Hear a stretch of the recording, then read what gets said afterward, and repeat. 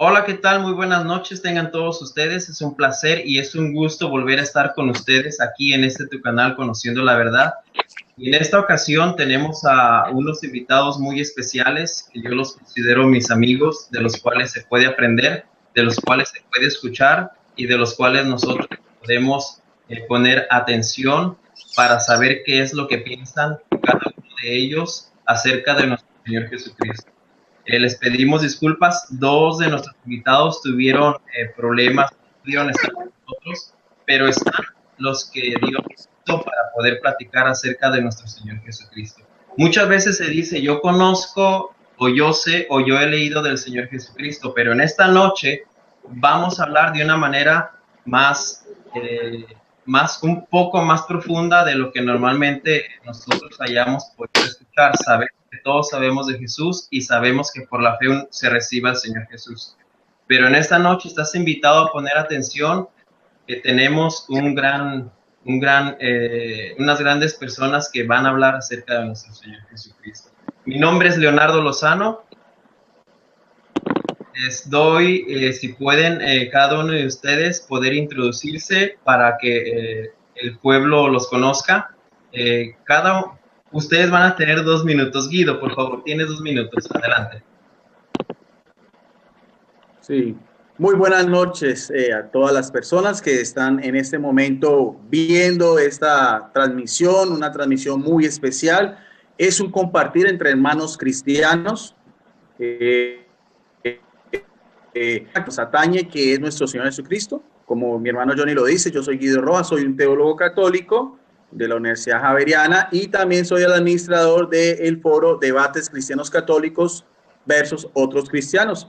Entonces, sin más, por el momento, muchas gracias por la invitación y esperemos que todo sea para la mayor gloria de nuestro gran Dios y Salvador Jesucristo. Adelante.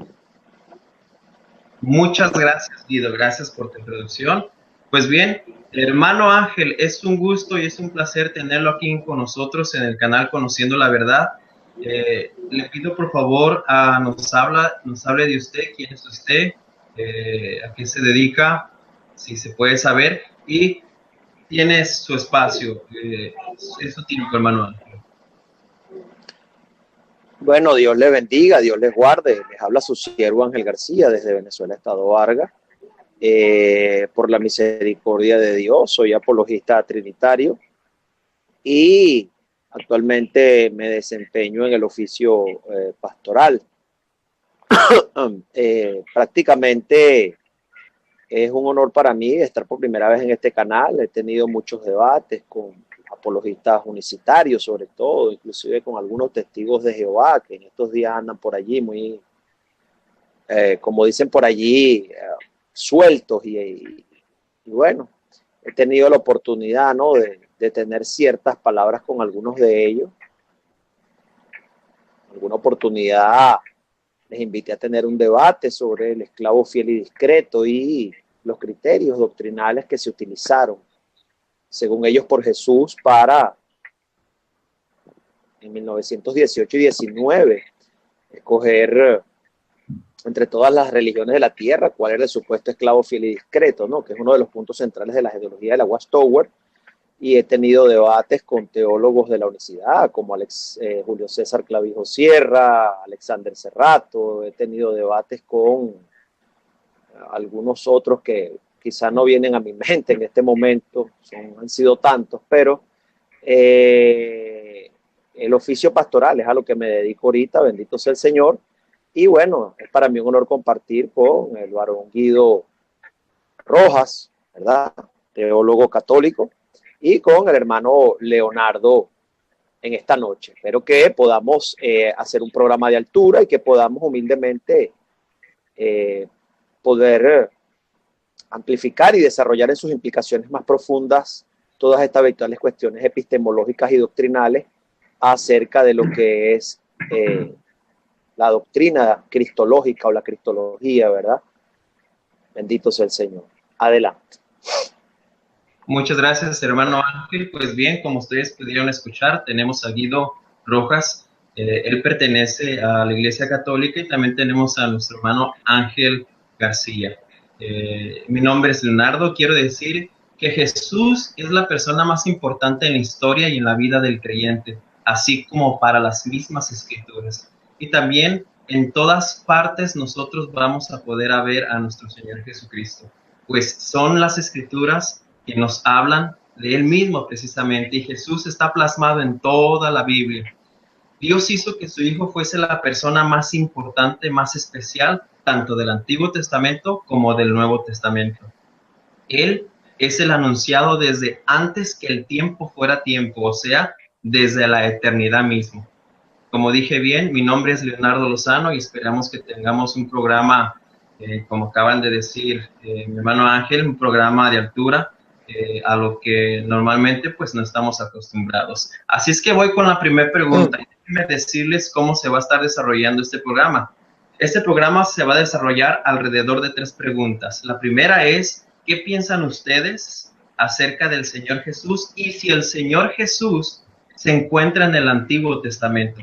Pues como todos sabemos, Jesús nace, como nos lo narra los evangelios, y por decirlo de alguna manera nace en el Nuevo Testamento. Pero Jesús estuvo en el Antiguo Testamento. ¿Qué es lo que nos dicen nuestros hermanos? Guido, esa es la primera pregunta. ¿Jesús se encuentra en el Antiguo Testamento? Adelante, Sí, Guido. bien, gracias.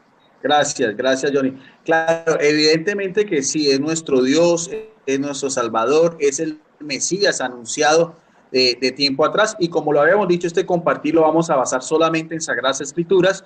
En esta ocasión yo voy a utilizar esta Biblia, es una Biblia católica, es la Biblia latinoamericana. Vamos a ir rápidamente. Siempre me gusta es que sea la misma palabra de Dios la que nos diga y nos dé razón de la esperanza que hay en nosotros.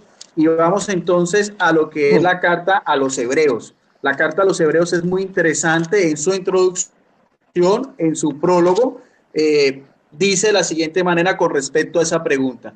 Dice, en diversas ocasiones, dice el autor, que algunos se le atribuyen a Pablo, otros dicen que Silas o el mismo Apolo, pero es interesante ver lo que el prólogo dice. En diversas ocasiones y bajo diferentes formas, Dios, o sea, el Padre, el Shaddai, el Odín, el Yahvé, todos nuestros padres, estamos hablando concretamente del pueblo de Israel, el pueblo de la primera alianza, y dice, nos habló de los profetas. Muy importante porque fueron los profetas, los hombres que Dios escogió, los naví, los oráculos del Señor al pueblo de Israel. Pero sigue diciendo en el verso 2, hasta en estos días, y es muy importante porque en la Sagrada Escritura los últimos días empiezan con Jesucristo, dice, nos ha hablado por medio de su Hijo, a quien hizo destinatario de todos y que ya dispuso las edades del mundo. O sea que aquí vemos una referencia como todas esas profecías, más de 100 profecías del Antiguo Testamento, se ven y se plasman en la persona de nuestro gran Dios y Salvador Jesucristo. Otra cita bíblica que quiero compartir para darle espacio a mis hermanos, me parece interesante, es en el Evangelio de Lucas, después de la resurrección de Jesús, en el capítulo 24, verso el 13 en adelante, los discípulos de Emaús. Dice, aquel mismo día, 2 discípulos que se dirigían a un pueblo llamado Emaús, que está a unos 12 kilómetros de Jerusalén, están hablando después de lo que fueron los acontecimientos santos, iban conversando sobre todo lo que había ocurrido. Mientras conversaban y discutían, dice el texto, Jesús se puso a caminar con ellos, pero algo impedía que sus ojos lo reconocieran. No veían el aspecto físico de Jesucristo, ya que era un cuerpo glorioso o era un cuerpo resucitado. Él les dijo, ¿de qué van discutiendo por el camino? Se detuvieron y parecían muy desanimados. Uno de ellos, llamado Cleofás, le contestó, ¿cómo? ¿Eres el único peregrino en Jerusalén que no está enterado de lo que ha pasado aquí en estos días? ¿Qué pasó?, le preguntó. Le contestaron, todo el asunto de Jesús el Nazareno. Era un profeta poderoso, y nótese bien que lo identifica como un profeta, el mayor de todos los profetas, y da 2 características de Jesús, en obras y en palabras, reconocido por Dios, o sea, con la aprobación del Padre y por todo el pueblo. Pero nuestros sumos sacerdotes, nuestros jefes, renegaron de él e hicieron condenar a muerte clavándolo en una cruz. Nosotros pensamos que él sería el que debía liberar a Israel, a la nación santa, de lo que sea, ya que hace 2 días desde que sucedieron estas cosas. En realidad, algunas mujeres de nuestro grupo nos han inquietado, pues sepulcro y al no hallar su cuerpo volvieron hablando de una aparición de alguien, todo tal cual como ha hecho las mujeres, pero a él no lo vieron. Perico, para más interesante, que es en el verso 25 en adelante, entonces él les dijo, vemos bien cómo el mismo Jesucristo, después de este acontecimiento desconcertante, de la incredulidad de los mismos discípulos, Jesucristo toma la palabra y dice, qué poco entienden ustedes y qué lentos son sus corazones para creer todo lo que anunciaron los profetas, como habíamos dicho. No tenía que ser así. Nótese bien que el mismo Jesucristo empieza a hacer toda una praxis o da una predicación de lo que habíamos dicho según la pregunta. Dice que el Mesías, o sea, la misma persona de Jesucristo, el ungido, el sagrado, que es lo mismo que Cristo en griego, padecería para entrar en su gloria. Y les interpretó, en el verso 27, con esto termino, y les interpretó lo que decían de él, o sea, lo que decía el mismo Jesucristo, lo que decía el mismo Mesías, en todas las escrituras. Y cuando nos habla de las escrituras, estamos entendiendo que la Taná, o sea, que son los y siguiendo por los profetas. O sea que ese pasaje me parece muy interesante, porque el mismo Jesucristo nos dice que tanto Moisés, la ley, como los profetas anunciaron lo que era la realidad de la venida del Mesías, de Jesucristo en carne, en persona, por la salvación y por la liberación, tanto del pueblo de Israel, pero cobija a toda la humanidad por su sangre preciosísima en la cruz. Esa sería mi primera intervención. Muchas gracias. Adelante, Johnny. Gracias, Guido. Gracias por citarnos aquellas personas que iban hacia Emaús y cuando se le aparece el Señor Jesús. La misma pregunta, hermano Ángel. ¿Jesucristo se encuentra en el Antiguo Testamento? Y si sí se encuentra en el Antiguo Testamento, ¿cómo es que nosotros podemos ver a nuestro Señor Jesús en el Antiguo Testamento? Adelante, hermano Ángel, tienes su tiempo. Bueno, sí, yo creo que cuando la existencia de Jesús debemos precisamente buscar la evidencia interna que nos da el Nuevo Testamento, y hay tres pasajes que son inequívocos, taxativos y que no pueden ser apelados bajo consideración de dificultad alguna. En primer lugar tenemos 1 Corintios 10:4 y tenemos la frase nominativa: y la roca era Jocristos. Ahí es un predicado nominal y es una oración ecuativa intercambiable, donde la roca es el sujeto, nominativo singular femenino, ¿verdad? Después vemos el imperfecto eimi, bendito sea el Señor Jesucristo, y aparte de eso vemos el predicado nominal, ¿verdad? Después del verbo copulativo, Jocristos en nominativo singular masculino. Por tanto, el Cristo era la roca o la roca era el Cristo. Ahí obviamente el predicado nominal no cumple función atributiva, sino función sintáctica identificativa.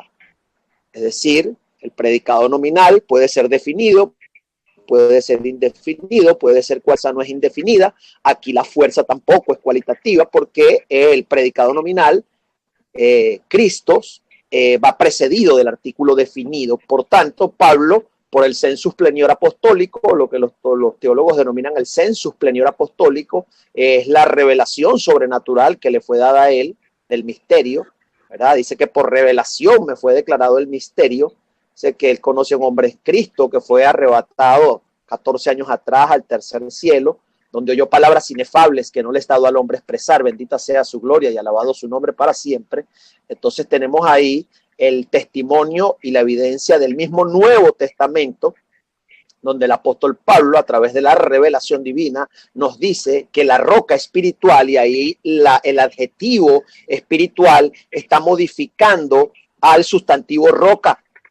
Bendita sea la gloria del Señor, porque se encuentra en aposición en el griego, ¿verdad? Era una roca y se describe su naturaleza, para que no vaya cualquiera a pensar que era la roca física que golpeó a Moisés, sino dice que la roca espiritual, ellos bebieron de la roca espiritual que les seguía, y esa roca era el ungido, era el Cristo, era el Mesías.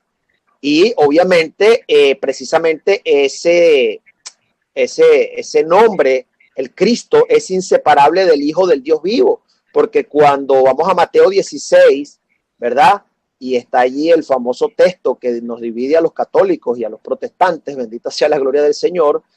No me voy a enfocar en eso ahora, porque no es el tema del programa, pero precisamente cuando el Padre le revela a Pedro la identidad del Hijo del Hombre, él le dice, tú eres el Cristo, el Hijo del Dios viviente, en caso nominativo de aposición. Por tanto, el Cristo es inseparable del Hijo del Dios viviente, y volvemos a encontrar la misma construcción gramatical en Juan 20:31, cuando dice Juan que estas cosas se han escrito para que creáis que Jesús es el Cristo, el Hijo de Dios en nominativo, y para que creyendo tengáis vida en su nombre. La segunda, no sé si se me está yendo el tiempo porque apenas llevo un pasaje, pero si ya se me acabó el tiempo, bueno, no sé, hermano Leonardo. No, adelante, hermano, tiene todavía. Ok.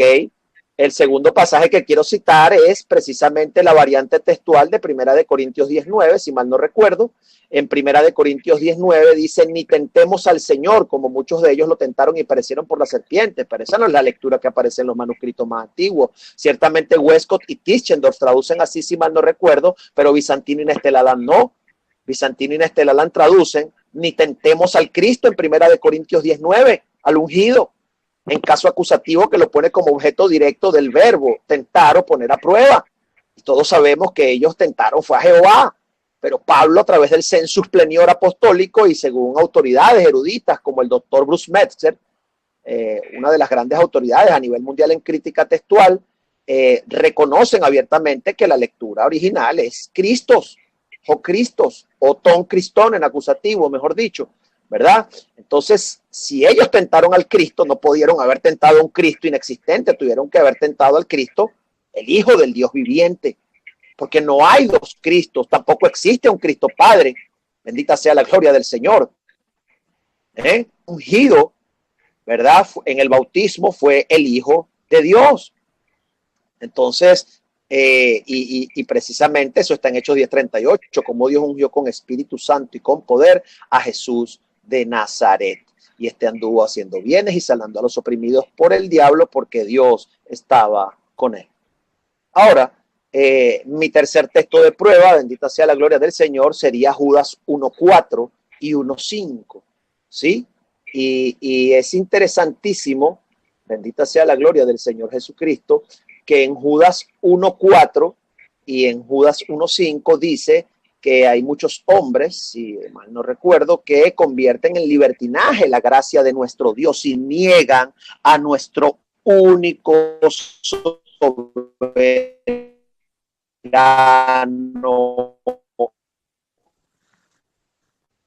y Señor. Y obviamente nuestro único soberano y Señor es Jesús ungido, el Cristo, el Hijo del Dios vivo. Amén, hermano. Amén. Parece ser que se está cortando la... Padre, ¿verdad? Que es el único Dios. Entonces, precisamente en el contexto, habiendo salvado al pueblo, sacándolo de Egipto, después destruyó en el desierto a los que no creyeron. Pero hay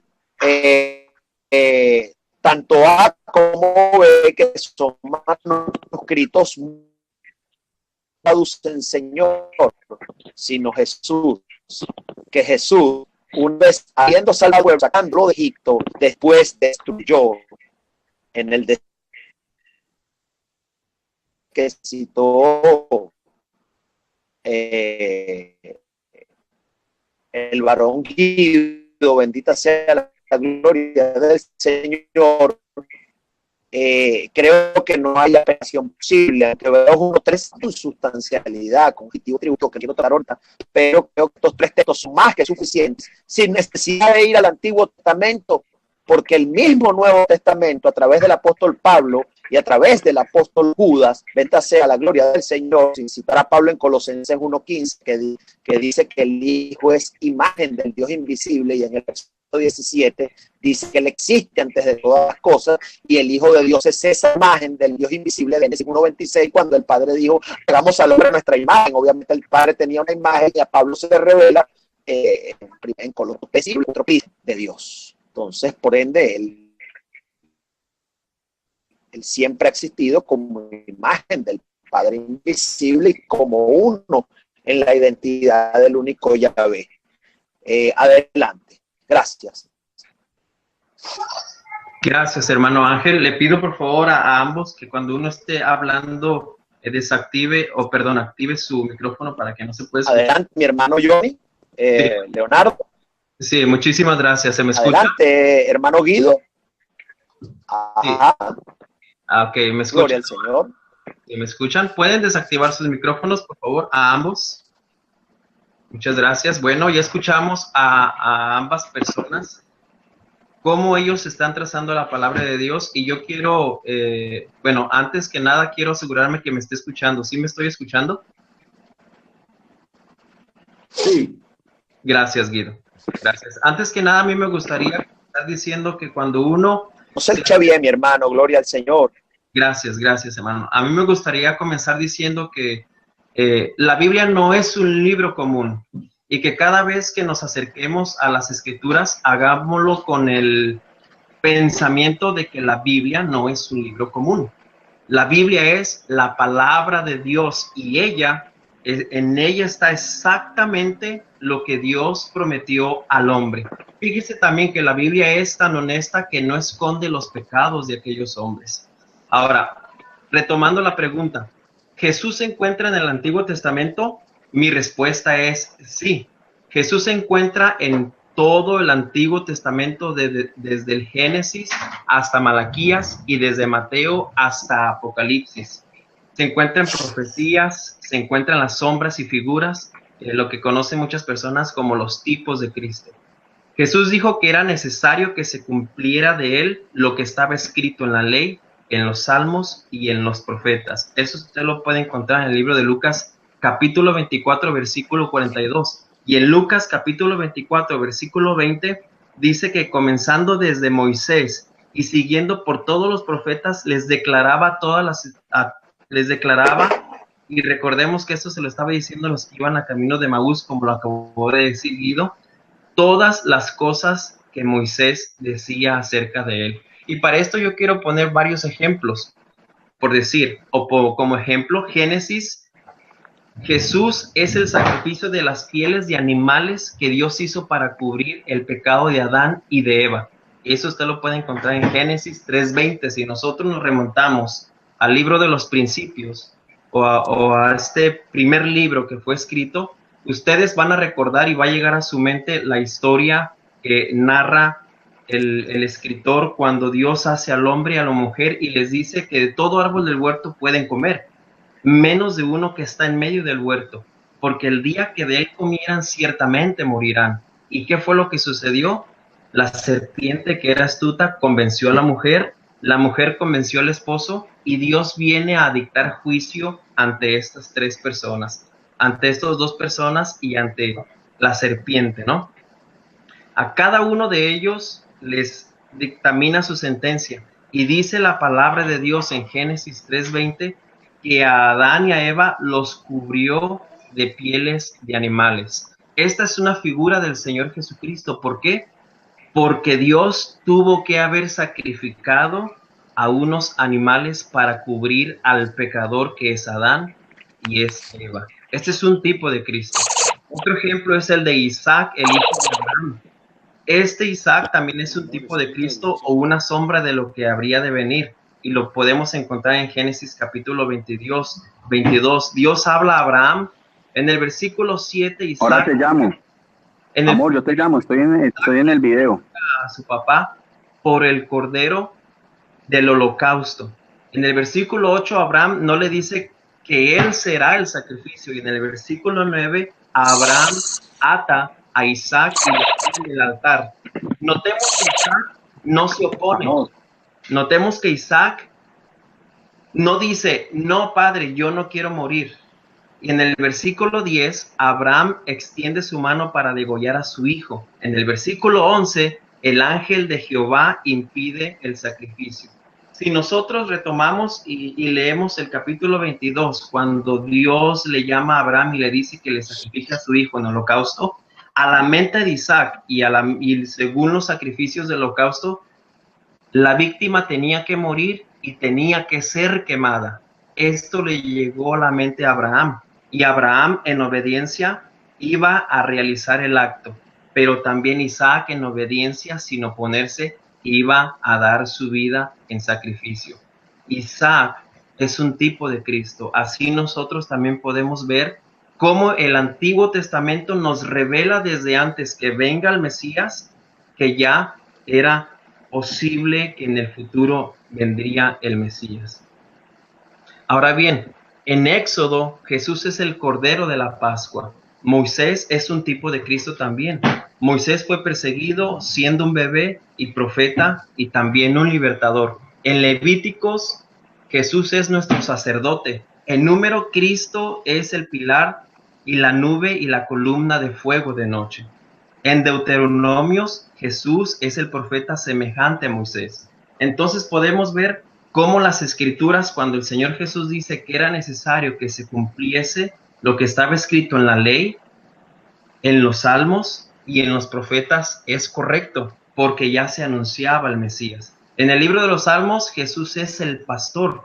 En Proverbios y Eclesiastés nosotros podemos ver que Cristo es nuestra sabiduría. En Cantar de los Cantares, Jesús es el esposo amoroso. Y este es un libro que a mí me encanta, que es el libro de Isaías. En Isaías, el Señor Jesús es el príncipe de paz. Y en los profetas nosotros podemos ver que en Joel, brincándonos algunos otros profetas, Joel es el que bautiza con el Espíritu Santo y con fuego. Y yo sé que a nuestros oyentes de seguro se les va a venir a la mente el libro de los Hechos, capítulo 2, cuando el apóstol Pedro cita a Joel, o más bien dicho, las Sagradas Escrituras. En Jonás es nuestro gran misionero extranjero. En Sofonías es nuestro Salvador, y en Zacarías es la fuente abierta en la casa de David por el pecado y la inmundicia. Y por último, en Malaquías es el sol de justicia levantándose con sabiduría en sus alas. Entonces, mis queridos hermanos, para todos los que nos están escuchando, nosotros podemos ver cómo a través del Antiguo Testamento hay sombras y hay figuras de nuestro Señor Jesucristo que ya hablan de Él. De hecho, antes de que el tiempo fuera tiempo, y quizás me voy a salir un poquito, no del tema, pero vamos a ver, antes de que el tiempo fuera tiempo, que el tiempo existiera como tiempo, ya Cristo existía en la eternidad del Padre. Y ya existía también como un cordero que había sido inmolado.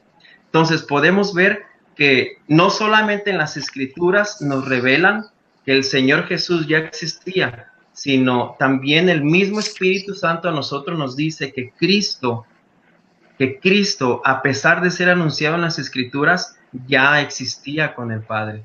Y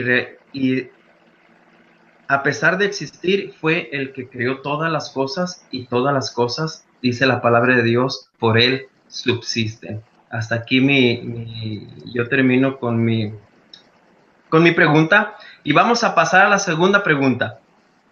La segunda pregunta es, ¿Jesucristo es el Mesías? ¿Jesucristo puede ser aquella persona que se dice o se escribió miles y cientos de años atrás? ¿Qué dicen nuestros panelistas? Guido Rojas, ¿me escuchas? Vamos a comenzar con usted, hermano Ángel. ¿Jesucristo es el Mesías?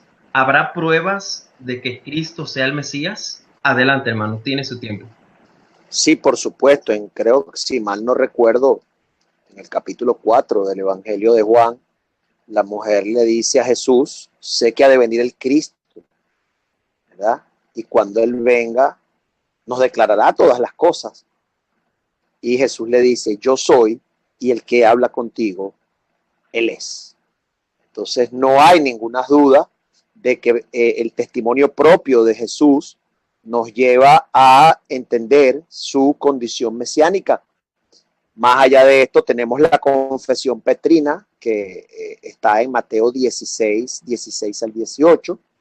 Él le pregunta a los apóstoles, ¿quién dicen los hombres que es el Hijo del Hombre? Y ellos dicen Elías, Jeremías, Moisés, o Juan el Bautista, o algún otro de los profetas que ha resucitado. Y él les dice, ¿quién decís vosotros que soy yo? Y ahí ese yo implica una identidad, porque es un pronombre de la primera persona, del singular, en caso nominativo. Él pide a sus apóstoles que le identifiquen. Pero obviamente, ¿verdad? Si el Mesías, si el Cristo fuera un personaje terrenal y no tuviera ninguna identidad o ninguna naturaleza divina, por decirlo así, no tendría sentido Mateo 16, 18.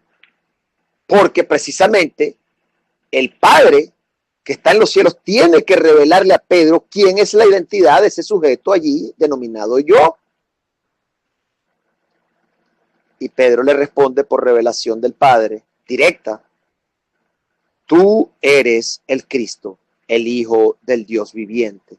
A esta revelación Jesús responde con una bienaventuranza y le dice: bienaventurado eres, Simón, hijo de Jonás, porque no te lo reveló carne ni sangre, sino mi Padre que está en los cielos. Bendita sea la gloria del Señor. Entonces tenemos la revelación y el testimonio del Padre a través de Pedro, y ahí tenemos dos testigos.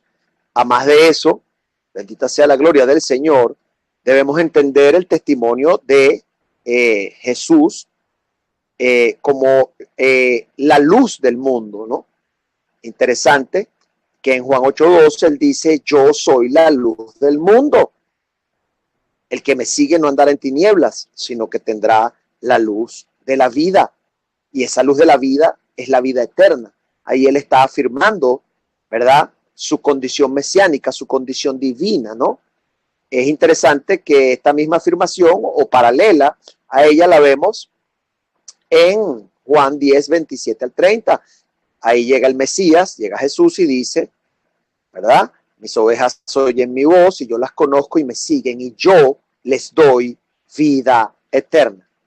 Un simple hombre no puede dar vida eterna. Y por esto es que se escandalizan los fariseos en la exégesis del contexto.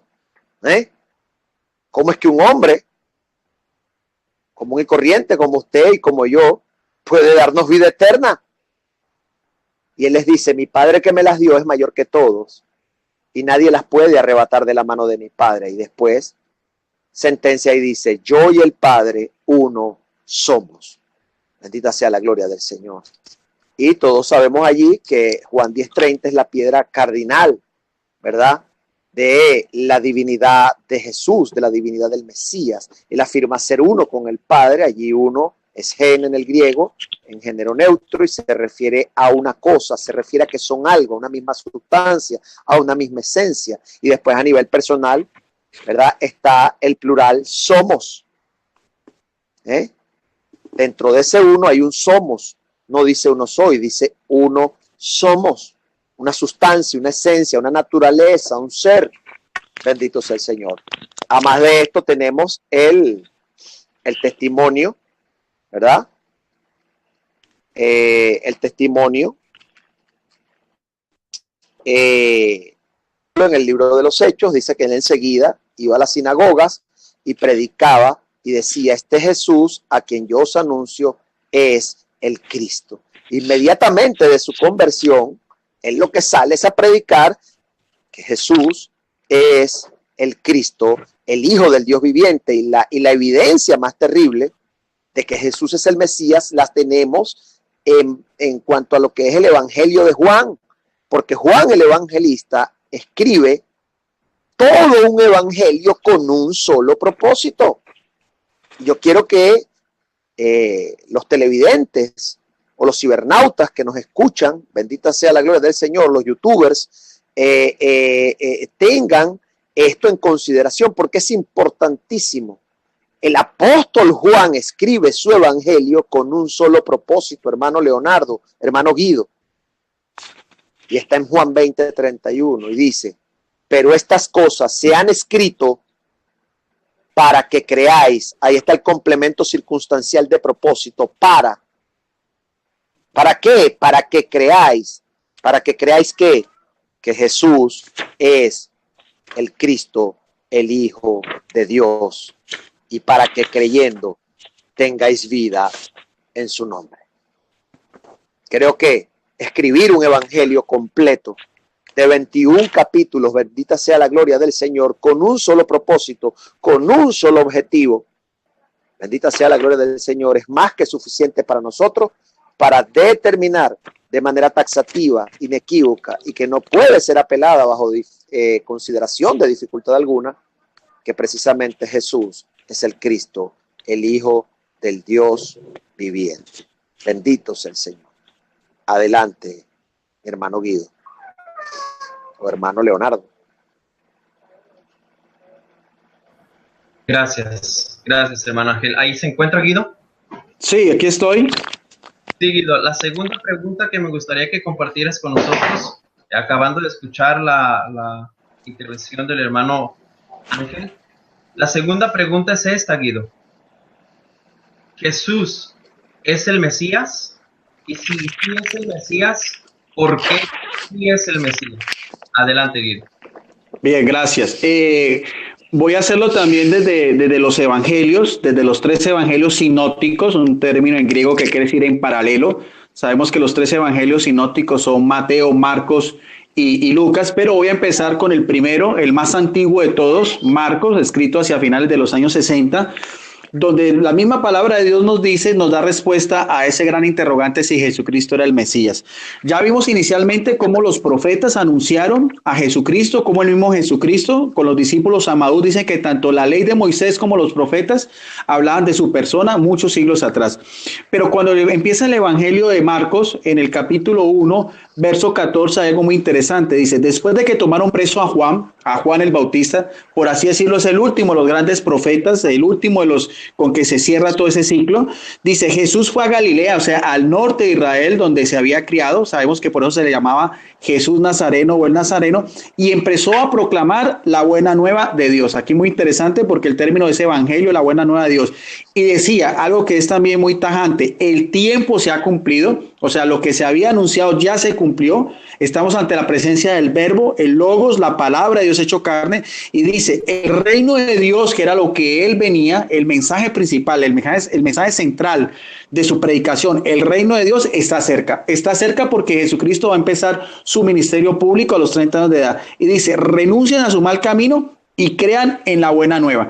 Posteriormente, ya que estamos hablando y el hermano Johnny tocó y nuestro otro hermano también, sobre el profeta Isaías, todos sabemos, los que conocemos algo de escritura, los que somos estudiantes de la Sagrada Escritura, sabemos cómo el profeta Isaías se le llama como el quinto de los evangelios, escrito hace unos 500 años antes de Cristo, como muchos de los textos que están en Isaías se cumplen a la cabalidad en la persona de Jesucristo, pero quería destacar lo que aparece en Lucas en el capítulo 2, verso 41,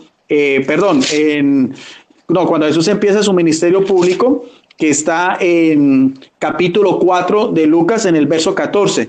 Dice, Jesús volvió a Galilea otra vez, donde inició su predicación en el norte de Israel, por el poder del Espíritu Santo. Y aquí es muy importante porque vemos también cómo las 3 personas de la Trinidad, ya que los 3 somos trinitarios, actúan en lo que es el mensaje de la salvación. El Padre envía al Hijo, el Hijo es el que proclama la buena nueva, pero no hace nada si no es como en el poder del Espíritu Santo. Y dice, y su fama corrió por toda aquella región. Enseñaba en las sinagogas, que eran los lugares de culto, escuelas religiosas, lugares de oración para los judíos, y todos lo alababan. Llegó a Nazaret, donde se había criado. Sabemos que Jesús, aunque nació en Belén, la ciudad de David, vivió en Nazaret, y el sábado o el sabbat, el día de los judíos, el día de descanso, fue a la sinagoga como era su costumbre. Da a entender que de Jesucristo vivió en un ambiente judío, cumplía la ley mosaica y estaba todo relacionado con lo que eran los preceptos de todo lo que era el judaísmo como tal, y se puso de pie para hacer la lectura. Y le pasaron el rollo o el libro del profeta Isaías, como estamos diciendo. Jesús, desarrollándole el libro, encontró el pasaje donde estaba escrito, y esta es una profecía que se cumple a cabalidad en lo que fue su ministerio público. Dice, el Espíritu del Señor, otra vez, el Espíritu Santo está sobre mí, está sobre Jesucristo, y me ha ungido. El término ungido es precisamente Cristo o el Mesías, para llevar la buena noticia a los pobres, para anunciar la libertad a los cautivos y a los ciegos, para darles pronto de ver, para poner en libertad a los oprimidos y proclamar un año de gracia al Señor, o sea, un año lleno de júbilo porque es la salvación hecha carne. Jesús entonces enrolló el libro, después de haber leído ese pequeño trozo, lo devolvió al ayudante y se sentó mientras todos los presentes tenían los ojos fijos en él. Y empezó a decirles, que es lo más interesante, hoy se cumplen estas palabras proféticas y a ustedes les llega la noticia de ellos. Entonces, con eso es evidente esa profecía, cómo se cumple precisamente en la persona de Jesús, en un ambiente muy especial, una sinagoga, y en un día como era el día sagrado para los judíos. ¿Cómo vemos nosotros que Jesucristo cumple esas señales milagrosas? Finalmente, en Mateo 4:24 dice también, su fama se extendía por toda Siria, nos da el contexto geográfico, la gente le traían todos los enfermos y cuantos estaban aquejados de algún mal, endemoniados, lunáticos y paralíticos, y él los sanaba a todos. Empezaron a seguir a Jesús muchedumbres, gente de Galilea, Decápolis, Jerusalén, Judea y de todo lado del Jordán. O sea que vemos aquí tres características. Primero, la profecía de Isaías que se cumple, la unción que viene de lo alto, el poder del Espíritu Santo, la proclamación de un evangelio y las señales que acompañan el mesianismo de Jesús.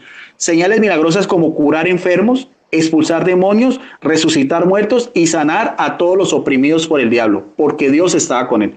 Esa es mi intervención, Johnny. Gracias. Gracias, Guido. Muchas gracias por esta intervención. Pues ya escuchamos ambas exposiciones, muy interesantes las dos, y ahora va la mía. Así es de que yo también tengo mi tiempo. Les decimos a los demás hermanos que van a estar escuchándonos que nos disculpen porque tendríamos que tener a otros dos hermanos aquí, pero desafortunadamente no pudieron estar. Así es de que ahora yo voy a contestar la segunda pregunta. ¿Jesús es el Mesías? Y si sí es el Mesías, ¿por qué? Bueno, yo también creo que Jesús es el Mesías. Y para esto yo también voy a tomar una cita del Nuevo Testamento. Cuando Felipe encuentra a Natanael, Felipe le dice, hemos hallado aquel de quien escribió Moisés en la ley, así también como escribieron los profetas. Y pongan atención, a quien habían encontrado era nada más y nada menos a Jesús, el hijo de José de Nazaret. ¿Qué es lo que nos están revelando las Escrituras? O mejor dicho, el Espíritu Santo, que aquella persona que escribió Moisés y que escribían los profetas, precisamente se encontraba en ese momento. Felipe ya lo había reconocido. Felipe sabía quién era el Señor Jesús. Y Felipe va rápido con la noticia a Natanael y le dice, hemos encontrado al Mesías. Hemos encontrado a aquel que tenía que venir a liberar el pueblo de Israel. Y este es Jesús. Como bien nosotros ya hablamos que Moisés escribió acerca de él, pero también escribieron los profetas. Y unos cuadros que me gustan a mí demasiado, que me fascinan cada vez que yo los leo, son el libro de los Salmos y el profeta Isaías. El profeta Isaías, que por ejemplo en el libro del mismo profeta Isaías, capítulo 53, veamos cómo lo describe el profeta Isaías al Señor Jesucristo. Y no creo que pueda existir otra persona en el futuro que pueda cumplir en caso de que personas digan que el Señor Jesús no es el Mesías. No creo definitivamente que exista otra persona que pueda cumplir al pie de la letra esta profecía. Se encuentra en Isaías capítulo 53 y lo voy a leer a la letra. Comienza el profeta Isaías diciendo una pregunta o haciendo una pregunta. ¿Quién ha creído a nuestro anuncio y sobre quién se ha manifestado el brazo de Jehová? Subirá cual renuevo delante de él y como raíz de tierra seca no hay parecer en él ni hermosura. Le veremos más sin atractivo para que le deseemos. Versículo 3 dice, despreciado y desechado entre los hombres, varón de dolores, experimentado en quebranto, y como escondimos de él el rostro, fue menospreciado y no le estimamos. Ciertamente llevó él nuestras enfermedades y sufrió nuestros dolores, y nosotros le tuvimos por azotado, por herido de Dios y abatido. Mas él herido fue por nuestras rebeliones, molido por nuestros pecados.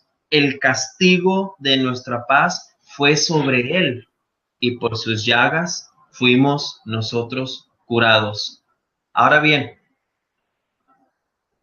¿quién sino el Señor Jesús puede cumplir esta profecía a la letra? Despreciado y desechado. Nosotros leemos en el libro de Juan, capítulo 1, versículo 11 en adelante, diciendo: el apóstol Juan a los suyos vino, pero los suyos no lo recibieron. Mas a todo aquel que lo recibió, le dio la potestad de ser hecho hijo de Dios, los cuales no son engendrados de carne ni de sangre, sino de voluntad de Dios. Nosotros podemos ver cómo el Señor Jesús cumple a cabalidad esta profecía. Y también nosotros podemos ver que en la vida del Señor Jesús, conforme caminaba, también cumplía las profecías, diciendo, como acabó de leer ahorita Guido, que me ganó ese versículo cuando el Señor Jesús entra a la sinagoga, diciendo: el Espíritu del Señor está sobre mí por cuanto me ha ungido para dar buenas nuevas. Termina el Señor Jesús ahí diciendo: esta escritura se ha cumplido hoy. Interesante cómo el Señor Jesús, aún en las mismas sinagogas, dentro de los estudiosos, dentro de los fariseos, les decía: esta escritura se ha cumplido hoy.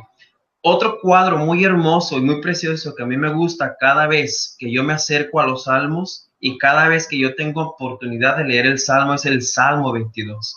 El Salmo 22 es otro salmo que nos retrata al Señor Jesús en la cruz. Y me gustaría leerlo también a la letra. Salmo capítulo 22.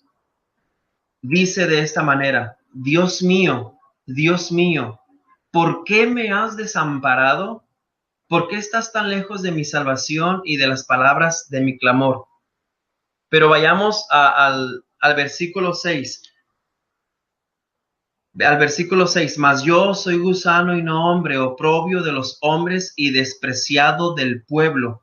Todos los que me ven me encarnecen, estiran la boca, menean la cabeza diciendo: se encomendó a Jehová, líbrele él, sálvele, puesto que en él se complace. Y a nosotros nos viene a la mente el malhechor crucificado al lado de él. Versículo 9 dice: pero tú eres el que me sacó del vientre, el que me hizo estar confiado desde que estaba en los pechos de mi madre. Sobre ti fue echado desde antes de nacer. Desde el vientre de mi madre, tú eres mi Dios. No te alejes de mí, porque la angustia está cerca, porque no hay quien ayude. Me han rodeado muchos toros, fuertes toros de Basán. Me han cercado. Abrieron sobre mí su boca, como el león rapaz y rugiente. He sido derramado como aguas, y todos mis huesos se descontrolaron. Mi corazón fue como cera, derritiéndose en medio de mis entrañas. Como un tiesto se secó mi vigor, y mi lengua se pegó a mi paladar. Y me has puesto en el polvo del olvido. Y yo sé que esta profecía a nosotros viene a la mente cuando el Señor dijo: tengo sed, y le dieron de beber vinagre. En versículo 16 del Salmo 22 dice: porque perros me han rodeado, me han cercado cuadrilla de malignos. Y pongan atención a lo que dice exactamente y cómo se cumple en la cruz esta profecía. Versículo 16 dice: horadaron mis manos y mis pies. En otras palabras, hicieron agujeros en mis manos y en mis pies. Contar puedo todos mis huesos, entre tanto ellos me miran y me observan. Repartieron entre sí mis vestidos y sobre mi ropa echaron suertes. Por esta razón y por muchas otras profecías, podemos estar seguros de que cuando hablaron los profetas, la ley y los salmos, el Señor Jesús cumplió en su primer venida como Cordero sufriente las profecías que tenían que cumplir. Sabemos que hay más profecías en el futuro para cuando Él venga de una manera diferente, en gloria. Pero su primer venida como Cordero sufriente ya las cumplió el Señor Jesús, y ejemplo lo tenemos. En los 4 evangelios nos narran su crucifixión, cómo el Señor Jesús cumple las profecías de su crucifixión, el rechazo, el dolor y el abandono. Hasta aquí termino. Dios les bendiga, hermanos, y vamos a pasar a nuestra tercera pregunta. Nuestra tercera pregunta es un poquito más técnica de lo que hemos estado llevando, pero es muy hermosa también. Y la tercera pregunta es esta: ¿Jesucristo es Dios y a la misma vez es hombre? Guido, comenzamos contigo. Bien, gracias, Leonardo. Gracias. ¿Es Dios y es hombre? Adelante. Sí, gracias. Quería felicitarte por tu intervención, muy bonita, muy lindo esos pasajes del Salmo 22 e Isaías 53 sobre el siervo doliente. De verdad es una meditación para todo cristiano. Bien, esa pregunta, que es más de orden un poquito más teológica, por así decirlo, es el centro de nuestra fe y de nuestra fe como cristianos. Reconocer que Jesucristo, la segunda persona, la Santísima Trinidad, se encarna y sin dejar de ser Dios.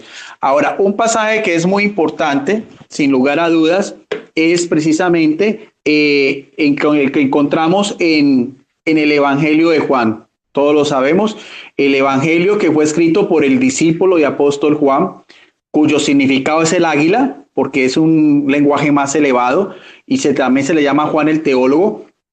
En el prólogo quedaba para mucho que hablar, para mucho que discutir, pero dice algo muy interesante, dice en el principio, y ese principio en griego es argese, que quiere decir toda la eternidad. Un principio donde no hay ni un tiempo establecido como es aquí, sino que de toda la eternidad era el verbo o el logos en griego, que era la palabra. Y la palabra estaba con Dios, nos da a entender que era una comunidad, es un ser independiente del Padre, pero está en la misma unidad, en el mismo nivel del Padre, y el verbo era Dios. Él estaba antes en el principio. Ese prólogo es muy importante, evidentemente es un texto que nos da a entender lo que es la divinidad de Jesucristo. Y más adelante, si vamos al verso 18, dice: nadie ha visto a Dios jamás, porque es un espíritu divino, es un espíritu puro, pero Dios, Hijo único, es quien estando en el seno del Padre nos lo dio a conocer. El solo hecho, y aquí hay una característica muy importante, decir que Jesucristo es el único Hijo de Dios, que en griego es monogenes, que da a entender que es el mono, es único en su especie, único en su género, único en su linaje, y genese del mismo género, o sea, tiene la misma sustancia, la misma esencia, la misma divinidad del Padre. O sea, que no hay lugar a dudas de que ese pasaje da una clara evidencia de la naturaleza divina de Jesucristo. Voy a tocar ese porque para que mis hermanos Ángel y mi hermano Rodrigo puedan tocar otros textos, ya que tuve el honor de empezar yo. Y ya con referente a lo que es la naturaleza humana de Jesús, también quería compartir otro pasaje, ya una epístola del apóstol Pablo, ya que estamos citando también al gran apóstol de los gentiles, el apóstol a las naciones, el apóstol que dio a conocer al mundo pagano lo que era esta gran revelación de Dios hecho hombre,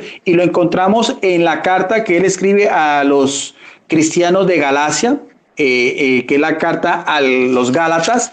En el capítulo 4, verso 4, dice también el apóstol: pero cuando llegó otra vez la plenitud de los tiempos, volvemos a leer la plenitud, o sea, el final de los tiempos, lo que habíamos dicho desde Hebreos 1, 3, o sea, el tiempo cumplido y establecido por el Padre, porque la iniciativa viene del Padre, la salvación viene del Padre, después de la desobediencia de la primera alianza que se rompió en el Edén con Adán y Eva. Y sigue diciendo, Dios envió a su Hijo. Importante esto, el Padre envía a su Hijo. Y sabemos que no es un hijo cualquiera, es un hijo de su propia naturaleza, es un hijo de su propia esencia, es su único y verdadero Hijo. Esa es la gran diferencia por el cual nosotros podemos afirmar categóricamente a todos los que nieguen la divinidad de Jesucristo, bíblicamente hablando, de que Jesucristo es el unigénito de Dios, enviado por el Padre. Y sigue diciendo que nació de mujer. El solo hecho de decir que nació de mujer, el término mujer, Isa en hebreo, o guné en griego nos da a entender de que asume nuestra propia naturaleza, igual a nosotros, menos en el pecado. Esta mujer sabemos que fue la bendita Virgen María, una mujer judía, del linaje de David, como nos dice Romanos 1:3, porque la sangre judía se hereda por la madre, y sigue diciendo que nació de mujer y fue sometido a la ley. Nos da el contexto en que estamos hablando, en que vive Jesucristo, del pueblo de Israel, de la nación santa y de la ley mosaica. Y nosotros vemos en el Evangelio de Lucas cómo en los primeros, sus primeros capítulos, Jesucristo fue presentado al templo, Jesucristo también fue circuncidado, Jesucristo subía a la fiesta de la Pascua con sus padres y Jesucristo iba a la sinagoga, como vimos en el capítulo 4, y respetaba el sabbat. Y dice diciendo, con el fin de rescatar a los que estamos bajo la ley para que así recibiéramos nuestros derechos para ser hijos.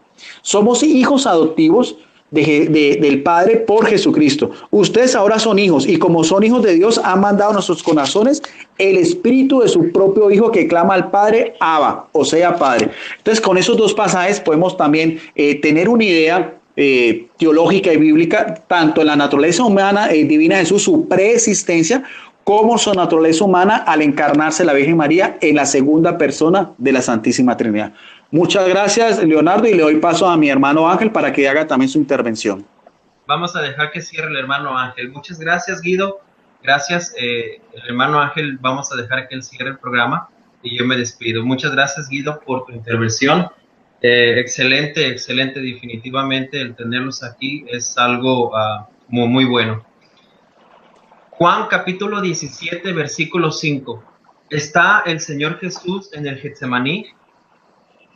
Está triste el Señor Jesús y dice, ahora pues, Padre, glorifícame tú al lado tuyo, con aquella gloria que tuve contigo, y aquí está lo interesante, antes que el mundo existiera, antes que el mundo fuese, antes que el mundo se creara.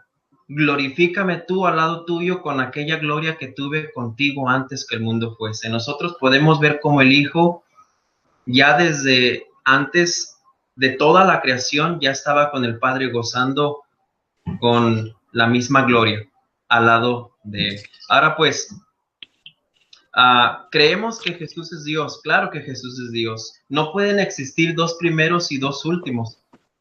El profeta Isaías en el capítulo 44, versículo 6 dice, si no mal recuerdo, yo soy Jehová, yo soy Dios, el primero, el postrero y el último, y fuera de mí no hay Dios.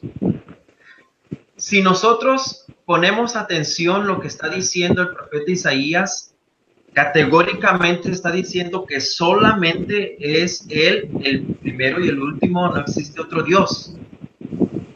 Pero si nosotros comparamos lo que está diciendo el apóstol Juan en Apocalipsis capítulo 1, versículo 17, aquí lo tengo, Apocalipsis capítulo 1, versículo 17, dice de esta manera, en la revelación de Juan, dice así, cuando le vi, caí como muerto a sus pies, y él puso su diestra sobre mí diciéndome, no temas, yo soy el primero y el último, el que vivo, estuve muerto, mas aquí que vivo por los siglos de los siglos y tengo las llaves de la muerte y del Hades. Aquí nosotros podemos ver que antes de que Juan partiera, escribe el libro de Apocalipsis por revelación e identifica a un primero y a un último, pero este primero y último dice la palabra de Dios que vive porque ya había muerto. Normalmente nosotros cuando leemos esto pasamos por alto muchas cosas, pero Dios dice que Él es el primero y el último. Jesús es el primero y el último. Nosotros creemos que Jesús es Dios y que tuvo que probar la muerte. Ahora bien, el libro de Juan capítulo 1, versículo 1 dice, en el principio era el verbo y el verbo era con Dios. y el verbo era Dios. En el versículo 14 dice, y aquel verbo fue hecho carne, es nada más y nada menos que nuestro Señor Jesucristo. Filipenses capítulo 2, versículo 5 en adelante dice, haya pues en vosotros este sentir que hubo también en Cristo Jesús, el cual siendo en forma de Dios, no estimó el ser igual a Dios como cosa a que aferrarse, sino que se despojó de sí mismo, tomando forma de siervo y hecho semejante a los hombres, estando en la condición de hombres, se humilló a sí mismo, haciéndose obediente hasta la muerte. Esta doctrina se conoce como, o la enseñanza, teológicamente hablando, se conoce como la enseñanza de la kenosis, o del vaciamiento de Cristo. Y lo que nos quiere decir el apóstol Pablo es que Cristo, siendo Dios, gozando de lo que puede gozar en su gloria, Él se despojó de sí mismo para tomar la forma de siervo, para humillarse, tomándole esta condición, hasta la muerte y la peor muerte, la muerte de cruz. Aquí cabe una pregunta. Bueno, si Jesús es Dios y Dios es inmortal, ¿por qué entonces Jesús murió? Y yo sé que nosotros estamos interesados porque esta pregunta me la han hecho en varias ocasiones y a mí me gustaría dar el tiempo al hermano Ángel para que él nos explicara qué fue lo que sucedió, qué es lo que estaba pasando. Hermano Ángel, le dejo su tiempo. Adelante. Bueno, gloria a Dios, gracias hermano Johnny, hermano Leonardo, gracias Guido. El punto central yo lo voy a explicar de manera muy sencilla. Voy a explicar la naturaleza anterior de Jesús como el verbo, ¿verdad? Vamos a demostrar primero que Jesús era el verbo de Dios en el principio, dice Juan 1.1, en el principio era el verbo, energía en ologos, que ologos en proston seon, que teos en hologos. Ahí es un periodo denominado como el principio, y en el principio se usa el imperfecto griego eimi. Ya él era, es decir, la palabra ya existía. En el principio ya la palabra era, existía, ¿verdad? Porque es el verbo copulativo ser o existir. Ahora, es interesante que esa palabra, ese logos, estaba con Dios y que precisamente la palabra era Dios. Ahora, vuelve Juan en el segundo versículo de su evangelio y dice, él estaba en el principio con Dios. Ahora, el verso 3 es determinante y dice, todas las cosas por él fueron hechas y sin él nada de lo que ha sido hecho fue hecho. Nótese el contraste entre el verbo ser y el verbo venir a la existencia. O fueron hechas. Ahí el contraste es un contraste deliberado que hace precisamente el apóstol Juan y dice que en el principio el verbo ya era, es decir, ya existía. Bendita sea la gloria del Señor, como excelentemente traduce, creo que la Biblia de las Américas en el versículo 9. ¿Verdad? Existía aquella luz, la verdadera, que venía a este mundo y alumbra a todo hombre, y es el imperfecto eimi. Entonces, es interesante que el logos ya era, pero el contraste del logos con todas las cosas creadas dice que todas las cosas por él fueron hechas. Ahí la preposición es día con el genitivo que implica agencia mediadora, es decir, que precisamente la preposición día significa a través de, es decir, que la creación entera, todas las cosas que existen, bendito sea el Señor, para venir a la existencia, tuvieron que atravesar por medio del logos. Y eso presupone precisamente la existencia del logos como alguien consciente que era capaz de crear. Bendito sea el Señor. Ahora, más allá de esto, podemos entender por el versículo subsiguiente, dice allí, en el verso 10, vámonos más abajo, dice, en el mundo estaba, ¿verdad? El mundo a través de él fue hecho, pero el mundo no le conoció. Ahora está hablando Juan de su entrada al mundo. Dice, a lo suyo vino, mas los suyos no le recibieron. Ahora vamos más adelante. En el verso 14 dice que o logos sarx egéneto, y el verbo carne vino a ser. Es decir, asumió, ahí no se usa el imperfecto del verbo ser, sino egéneto. Es decir, para hablar de su naturaleza, allí el predicado nominal inarticulado sarx está en función sintáctica atributiva. Allí la carne no es que el logos vino a ser un bistec, bendita sea la gloria de Dios, o un roast beef, no, sino que sarx tiene toda la fuerza semántica de la naturaleza humana. Explicado mejor en palabras de Hebreo 2.14, si mal no recuerdo, que dice que por cuanto los hijos participaron de carne y sangre, él también participó de lo mismo.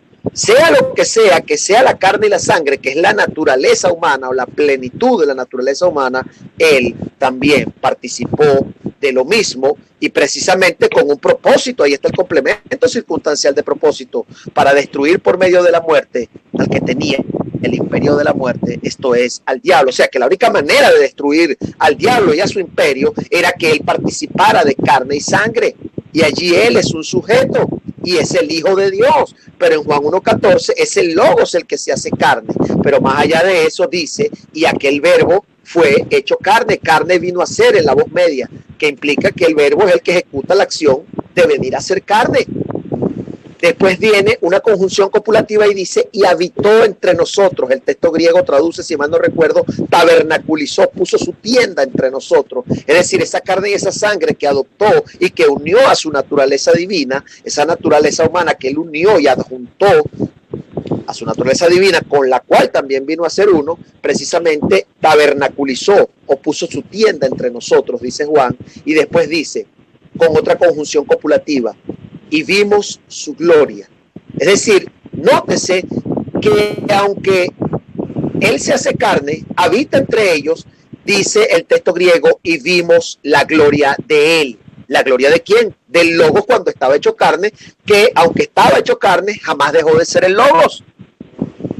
Y vimos su gloria. Y ahora Juan, a través de un adverbio comparativo, describe y dice, gloria como. Y es el adverbio comparativo hos. Gloria como. Ahora él pasa a describir cómo era la gloria del Logos hecho carne, porque dice que la vimos. Y esa gloria era como de unigénito del Padre, o más literalmente en el texto griego, como de unigénito al lado de Padre. Es decir, como la gloria de un hijo único en el seno de su Padre. Y ahora surge una pregunta, ¿cuándo contemplaron ellos la gloria del Logos?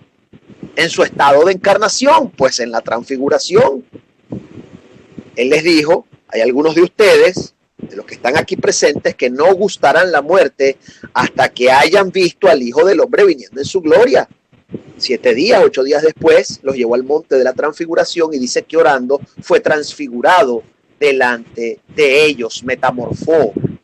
Y ahí voy a tocar un poquito el texto de Filipenses que tocó el hermano Leonardo, para que veamos en acción y en una sola persona, ¿verdad?, las dos naturalezas de Cristo, comunicándole en simultáneo, porque esto es lo que los padres de la iglesia llamaron el comunicatio idiomatio, ¿verdad?, que es la comunicación de las propiedades que las naturalezas le dan a una única persona. Bendita sea la gloria del Señor, porque hay la única persona que hay en la encarnación, es el Logos, el Cristo, el Hijo del Dios vivo, quien posee naturaleza divina, y al hacerse carne, a su naturaleza divina le adjunta y le une la naturaleza humana, ¿verdad?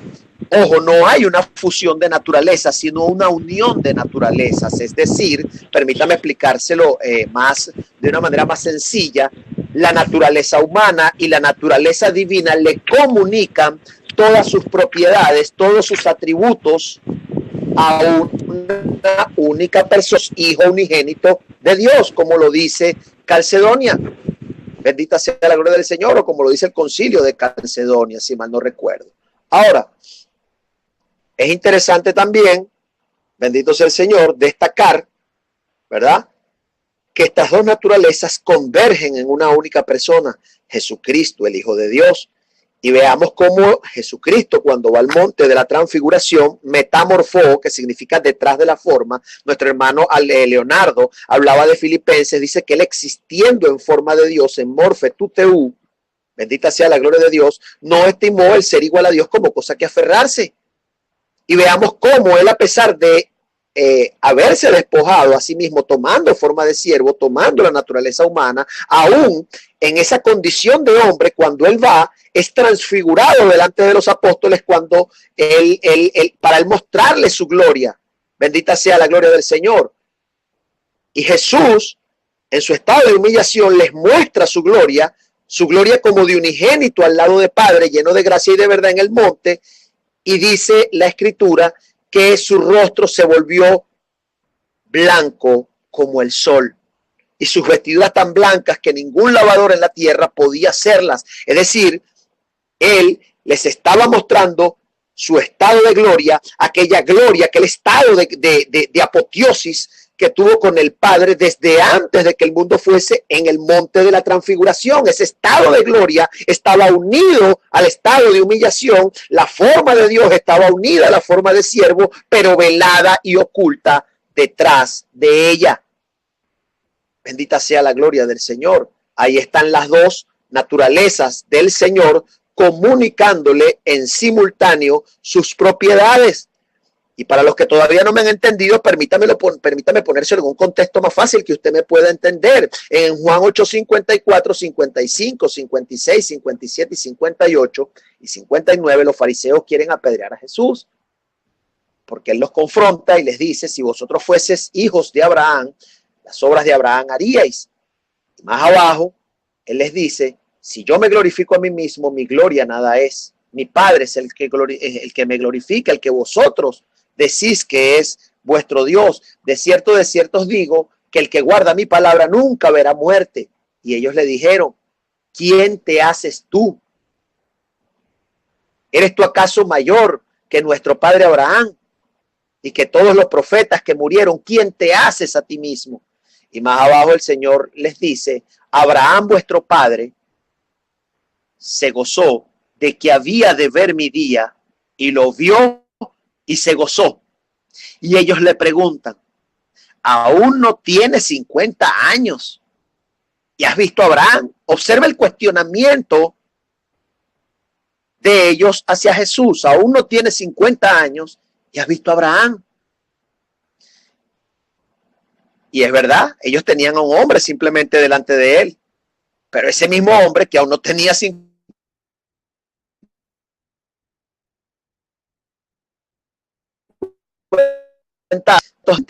y se aplica a sí mismo la escritura de Éxodo 3:15, diciéndoles que ese hombre que está al frente de ellos es el Jehová del Antiguo Testamento, que se le aparece a Moisés en la zarza y le dice: Moisés, quita el calzado y las sandalias de tus pies, porque el lugar que pisas santo es.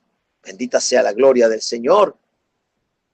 Entonces, ¿qué es lo que tenemos allí? Que los judíos agarraron piedras para apedrearlo. ¿Por qué? Porque no entendieron el comunicatio idiomatio, no entendieron que a esa sola persona, a ese logos unigénito, hijo, verbo de Dios, encarnado o hecho carne, las dos naturalezas en simultáneo le comunicaban todos sus atributos y todas sus propiedades. Por un lado, la naturaleza humana le comunicaba la propiedad del atributo de transitoriedad temporal, y al mismo tiempo la naturaleza divina le comunicaba en simultáneo, valga el recurso pleonástico y la redundancia, bendito sea el Señor, le comunicaba eternidad, y al mismo tiempo tenía 50 años y al mismo tiempo era eterno.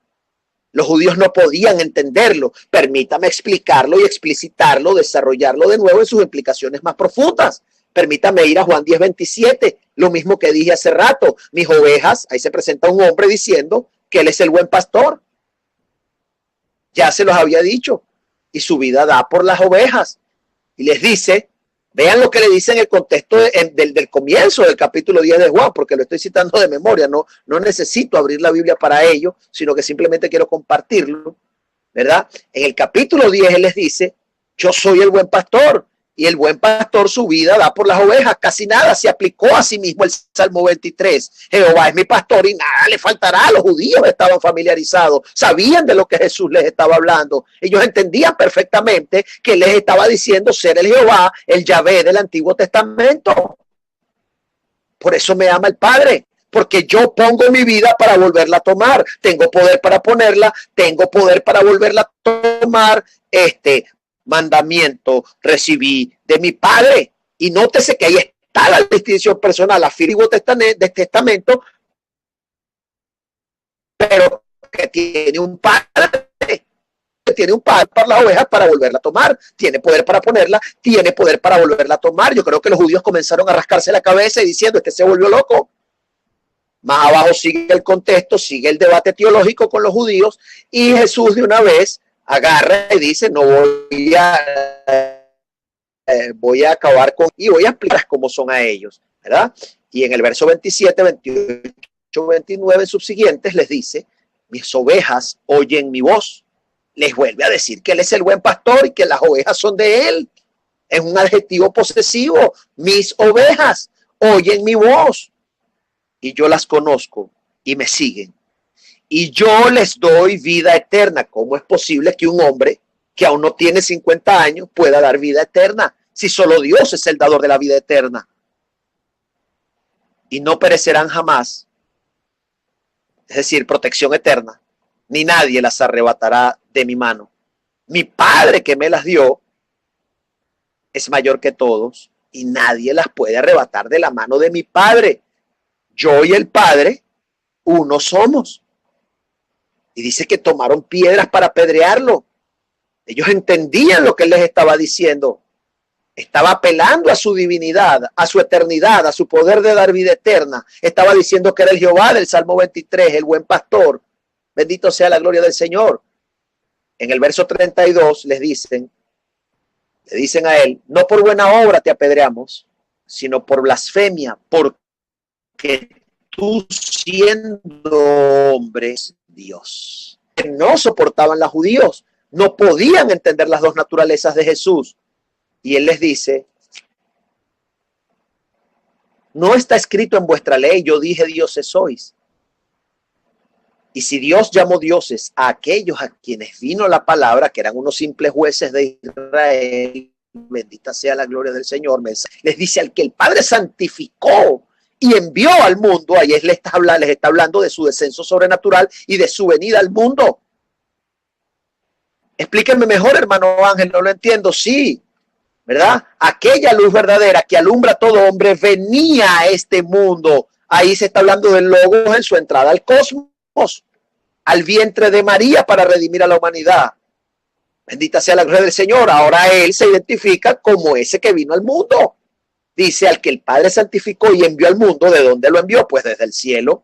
He descendido del cielo, Juan 6, si mal no recuerdo 38, 39. He descendido del cielo no para hacer mi voluntad, sino la voluntad del Padre que me envió. ¿De dónde lo envió? Pues del cielo. Él está diciendo que descendió del cielo. Y es la misma controversia, es la misma diatriba. Bendito sea el Señor. Ahora, en el verso subsiguiente les dice, y la escritura no puede ser quebrantada. Entonces, apelando a una escritura del Antiguo Testamento, les demuestra que si Dios podía llamar dioses a aquellos, con más razón, él era Dios, pero al mismo tiempo era un hombre. Y luego viene el clímax de este capítulo 10, bendito sea el Señor Jesucristo, y alabado su nombre para siempre, ¿verdad? Cuando él les dice, ¿verdad? Vamos a buscarlo allí porque quiero leerlo con un poquito de exactitud, quiero explicarlo con un poquito de precisión. Ajá. En el verso 37 les dijo, si no hago las obras de mi Padre, no me creáis. Bendita sea la gloria de Dios, mas si las hago, aunque no me creáis a mí, creed a las obras, es decir, a los milagros, a todo lo que yo hago, para que conozcáis y creáis está en mí y yo en el Padre. Es decir, ahora les enseña lo que se conoce como la doctrina de la pericoresis intratrinitaria o recirculación de personas dentro de la deidad. Yo estoy en el Padre, la preposición griega es en, adentro del Padre, y el Padre está en mí, es decir, adentro de mí. En el mundo de lo físico usted puede meter, qué sé yo, puede meter la ropa dentro del closet, pero al mismo tiempo no puede meter el closet dentro de la ropa. Esto solo es posible en la deidad. Y él dice, yo estoy adentro del Padre y el Padre está dentro de mí. Y usted se pregunta, ¿cómo, hermano Ángel? Bueno, pues a través de la unidad sustancial, que no es lo que estamos tocando aquí, pero creo que las dos naturalezas de Cristo han sido bien definidas, han sido bien explicadas.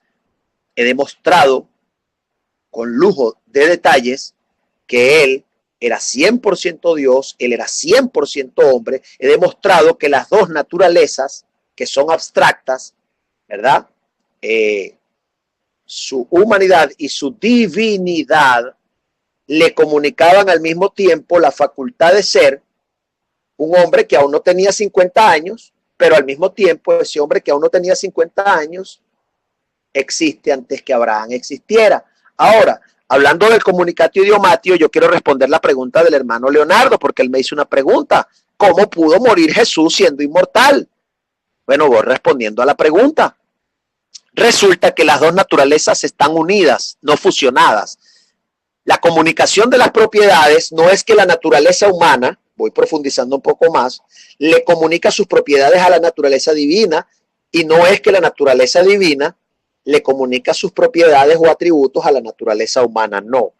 El centro, el eje, la raíz de la comunicación de propiedades es la persona de Cristo, la persona del Logos.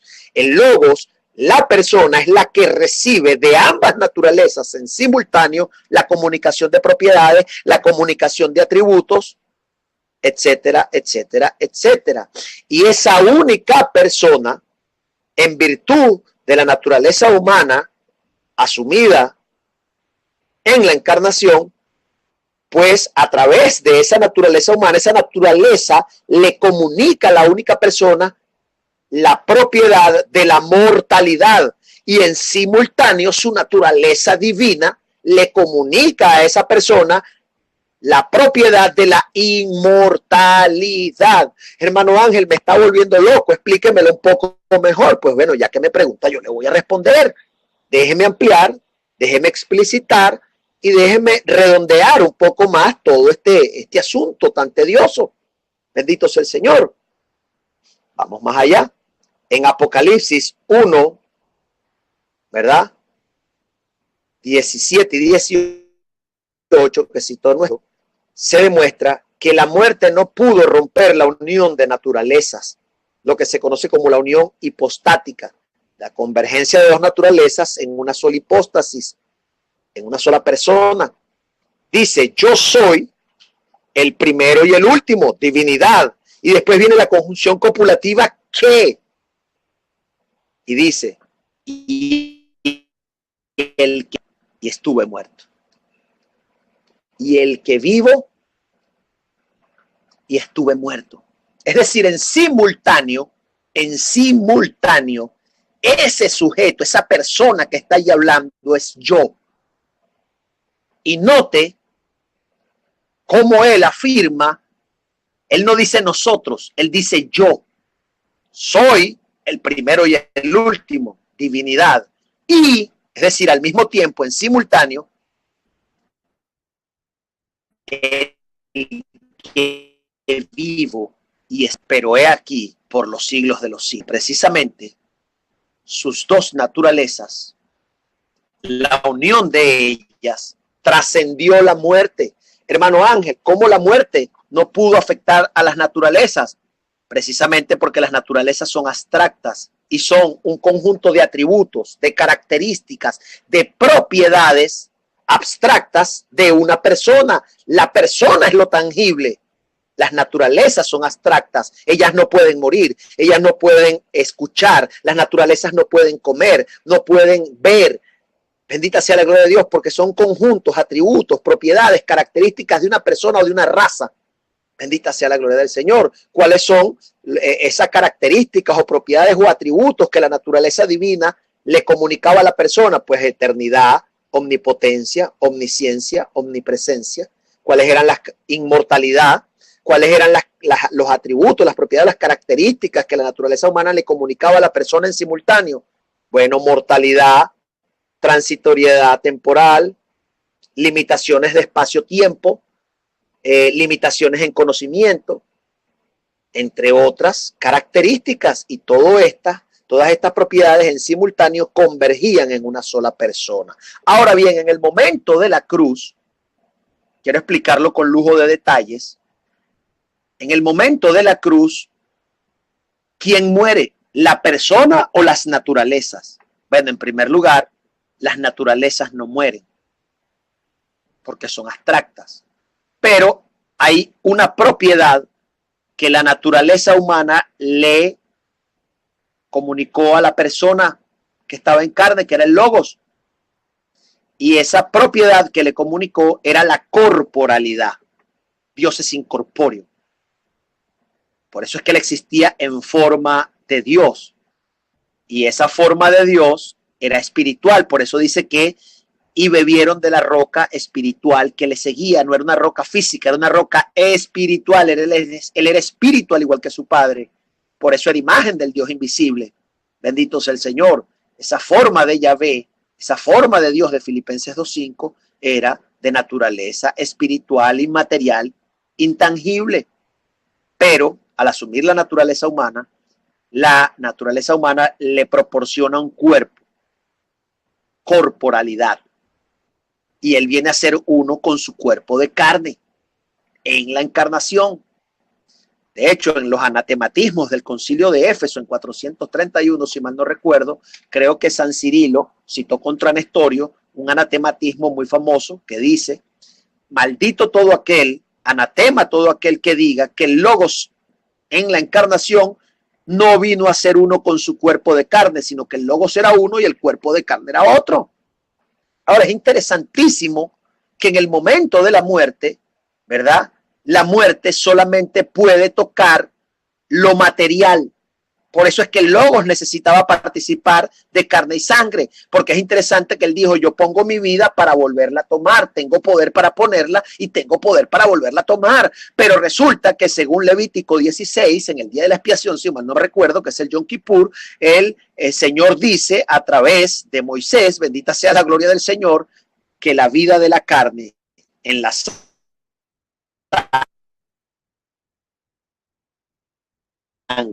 está, y yo os la he dado para ser en el altar. Yo que él participara de carne y sangre, número uno, para poder exponer su vida en expiación, porque la vida estaba en la sangre. O sea que si no participa de sangre en la encarnación, no puede poner su vida por las ovejas. Y la carne era necesaria, ¿verdad? Porque solo de la naturaleza humana muere el elemento material. Ya el Señor lo decía en Mateo 10:28, si mal no recuerdo, un texto devastador para la secta de los testigos de Jehová. Y no temáis a los que matan el cuerpo, mas el alma no pueden matar. Nestorio decía que nuestro Señor en la encarnación, el hereje Nestorio, y estos son los solos Jesús modernos, no asumió un alma racional humana. Bendito sea el Señor. Si mi memoria no me falla, esto lo decía Nestorio. Y Nestorio hacía de las dos naturalezas dos personas, lo cual es una locura. Entonces, precisamente, en el momento de la muerte física solamente afecta el cuerpo. Pero el alma humana de nuestro Señor, bendita sea la gloria del Señor, la muerte física no la afectó. Simplemente hubo una separación. Su naturaleza divina era inmaterial. Bendita sea la gloria del Señor. No podía ser afectada por la muerte física porque era inmaterial, al igual que su alma humana, que fue al Hades, y al igual que el espíritu, que era el Ruá, el aliento, que lo entregó al Padre: en tus manos encomiendo mi espíritu. Y habiendo dicho esto, expiró ¿verdad? Y entregó el espíritu.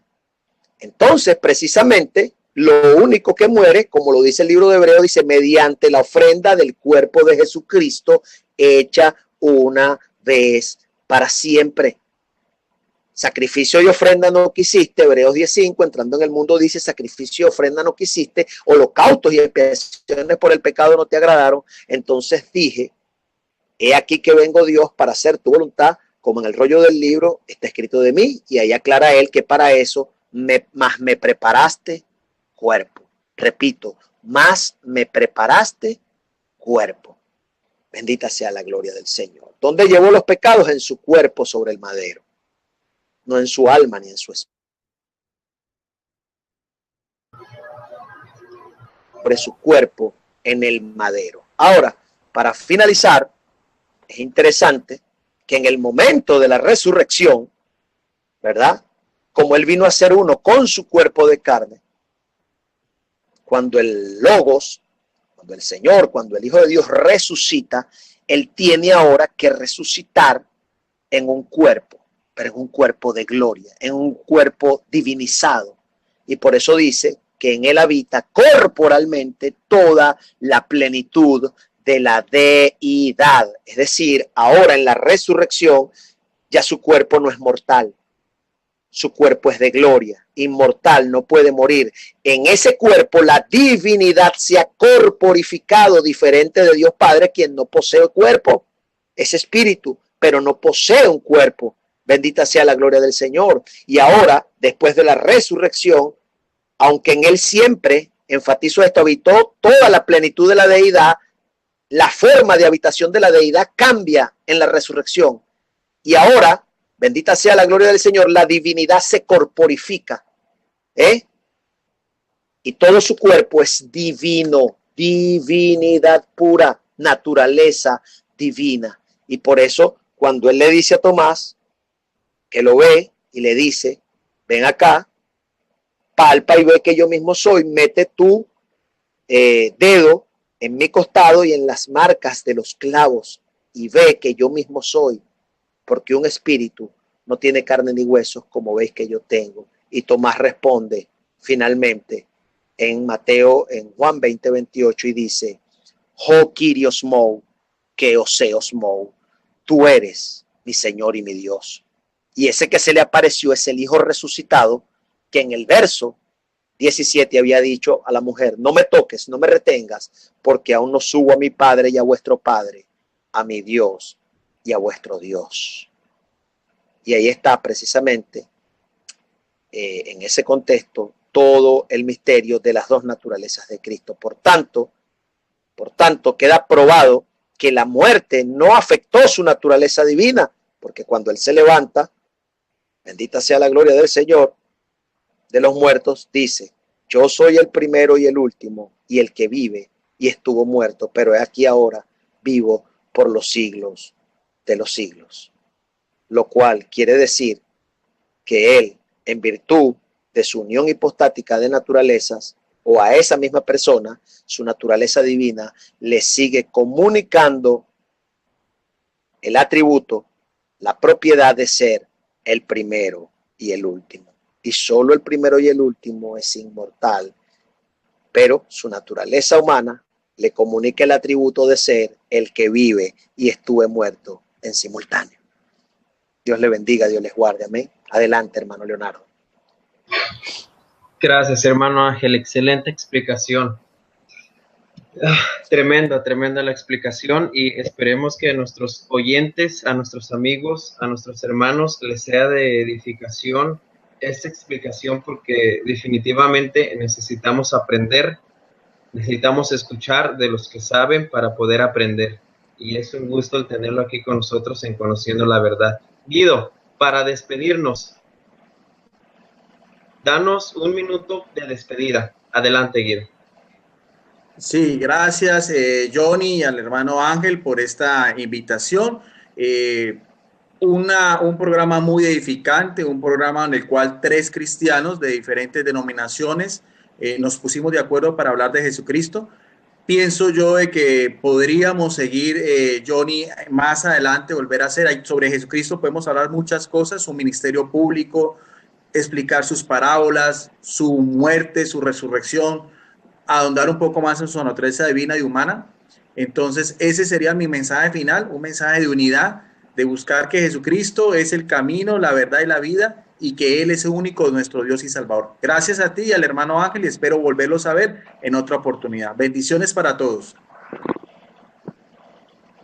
Gracias, Guido, gracias por tu despedida. Hermano Ángel, un minuto que tiene para despedirse. Adelante, hermano.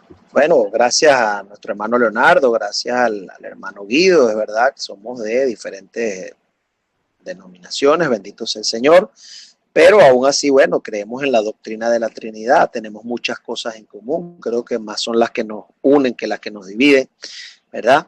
Y bueno, le doy gracias también a mi hermano Leonardo, le doy gracias a ambos porque hoy he aprendido mucho de ellos y ha sido para mí un privilegio estar en este programa y espero que no sea el último, bendito sea el Señor, y que muchos podamos ser edificados a la luz de las Sagradas Escrituras por este canal Conociendo la Verdad. Dios le bendiga, Dios le guarde. Su siervo Ángel García desde Venezuela, Estado Vargas.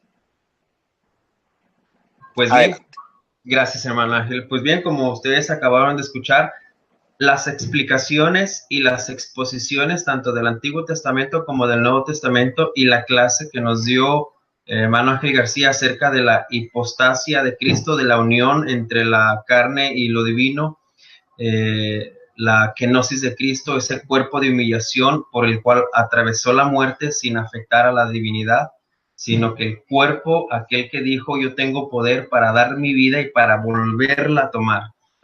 Lo comprobamos en Apocalipsis 1:17, aquel que estuvo muerto, pero he aquí que vivo.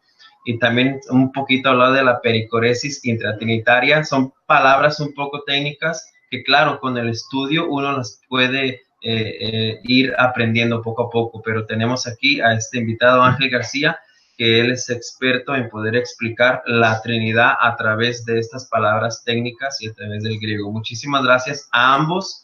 Y yo quiero despedirme con este mensaje. Jesucristo es el tema principal de toda la Biblia. Déjenme decir una cosa a ustedes, mis oyentes, amigos y hermanos, de cualquier denominación que sea. Si tú no tienes a Cristo, tú no tienes la vida. Él es el punto principal por el cual Dios lo mandó para rescatar tu vida, para rescatar mi vida. En Él podemos tener paz. Dice el apóstol Pablo que a través de la fe en Él, nosotros tenemos paz para con Dios. Por medio del Señor Jesucristo, nosotros podemos ser justificados, redimidos, perdonados y salvados. Mi mensaje para ustedes es: Cristo es el único camino, la verdad y la vida. Fuera del Señor Jesucristo, no somos nada, aunque pertenezcamos a alguna iglesia. Fuera de Cristo, no tenemos vida. Con Cristo tenemos la vida eterna. Cuídense, que Dios les bendiga. Es un placer una vez más haberlos tenido ustedes, Guido, Ángel. Que Dios les bendiga y a todos nuestros oyentes. Pronto tendremos otra plática. Que Dios les bendiga, que Dios les guarde. Hasta la próxima. Bye.